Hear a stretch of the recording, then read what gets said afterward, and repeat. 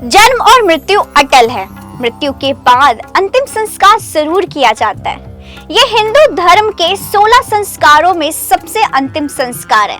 हिंदू धर्म में अगर किसी सुहागन की मृत्यु होती है तो उसके दाह संस्कार से पहले उसका 16 श्रृंगार किया जाता है। आखिर क्या है इसकी वजह, आइए जानते हैं।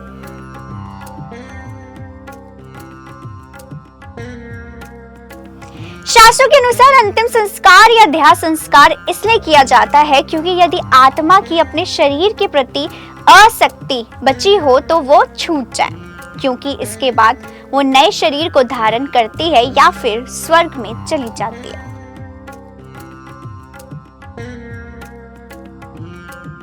अगर किसी की असमय मृत्यु हो जाए तो उसकी आत्मा की शांति के लिए कुछ विशेष कर्म कांड कराए जाते हैं। जब कोई सुहागन स्त्री की मृत्यु होती है तो उसका दाह संस्कार से पहले 16 श्रृंगार करने का महत्व बताया गया। इसका संबंध रामायण काल से है। माता सीता के विवाह के समय उनकी मां सुनैना देवी ने उन्हें बताया था कि जिस तरह शादी के समय दुल्हन 16 श्रृंगार कर अपने ससुराल जाती और अखंड सौभाग्य पाती है, उसी तरह जब विवाहिता रहकर उसकी मृत्यु हो तब भी उसका 16 श्रृंगार करके उसे विदा किया जाता है। मान्यताओं के अनुसार अंतिम संस्कार से पहले सुहागिन का 16 श्रृंगार इसलिए किया जाता है ताकि उसे अगले जन्म में भी सौभाग्य की प्राप्ति हो। यह एक पारंपरिक प्रथा है जो पीढ़ी दर पीढ़ी चली आ रही है।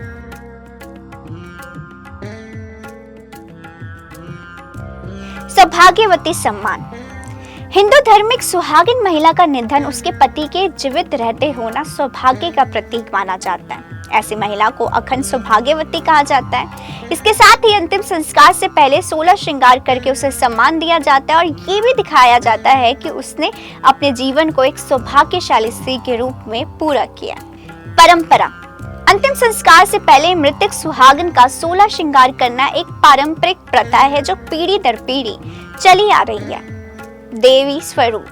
सुहागिन महिला को देवी लक्ष्मी का रूप माना जाता है। उसके अंतिम समय में उसे 16 श्रृंगार करके विदा करना एक देवी को उसके अंतिम यात्रा के लिए तैयार करने जैसा है।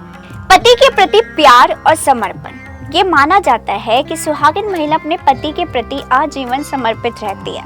16 श्रृंगार उसकी इस निष्ठा और प्रेम का प्रतीक है। कुछ मान्यताओं के अनुसार ये पति और पत्नी के बीच एक अटूट बंधन को दिखाता है जो मृत्यु के बाद भी समाप्त नहीं होता। शुभता का प्रतीक। ये माना जाता है कि वो अपने साथ सभी शुभता को लेकर जा रही है और अपने परिवार को आशीर्वाद दे रही है। अंतिम विदाई। ये परंपरा एक तरह से एक भव्य अंतिम विदाई देने का तरीका है। जिस तरह वो जीवन के हर महत्वपूर्ण अवसरों पर सजती संवरती है, उसी तरह उन्हें अंतिम यात्रा में भी गरिमामय बनाया जाता है। ऐसी ही धर्म ग्रंथों से जुड़ी वीडियो देखने के लिए लाइक शेयर सब्सक्राइब करें इंस्टा फोक को। नमस्कार।